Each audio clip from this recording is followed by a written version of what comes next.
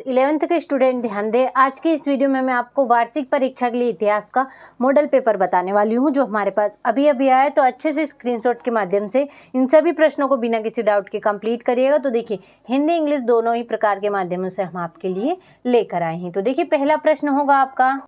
तो देखिए, पहला प्रश्न है आपका, सही विकल्प चुनिए। तो कीलाकार लिपि का संबंध किस सभ्यता से है? तो मेसोपोटामिया की सभ्यता से। रोम में प्रिंसिपेट की स्थापना कब हुई थी? तो 14 ईस्वी में। कुबलाई खान कौन था? तो चंगेज खान का पोता था। मार्टिन लूथर कौन थे? तो एक महान धर्म सुधारक। ऑस्ट्रेलिया के आदि मानव को किस नाम से जाना जाता है? एवरीजिनीज के नाम से। मेजी सरकार किससे संबंधित है? तो जापान से है। तो देखिए, इस तरीके से आपका पहला प्रश्न आंसर सहित कंप्लीट हुआ।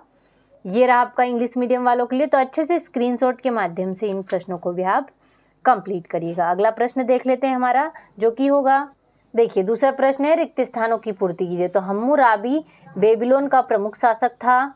चंगेज खान का प्रारंभिक नाम तेमुजीन था।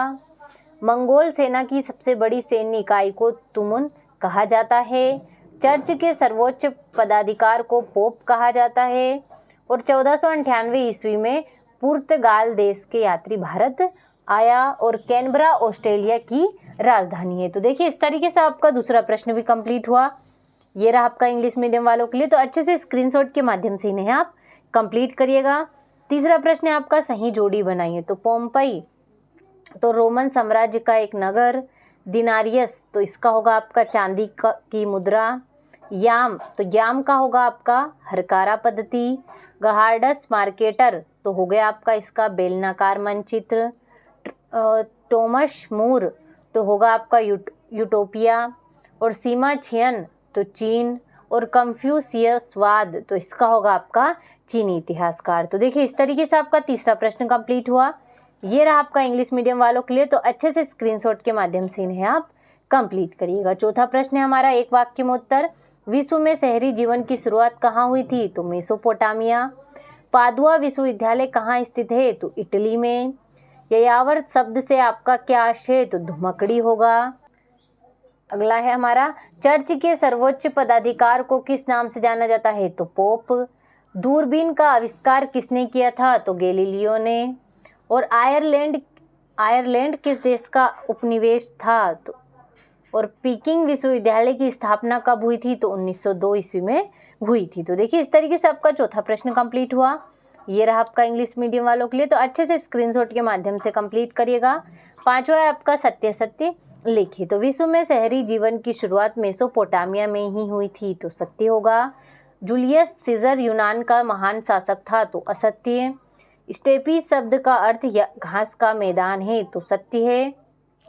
सामंतवाद की प्रथा का प्रादुर्भाव सर्वप्रथम भारत में हुआ था। तो असत्य होगा।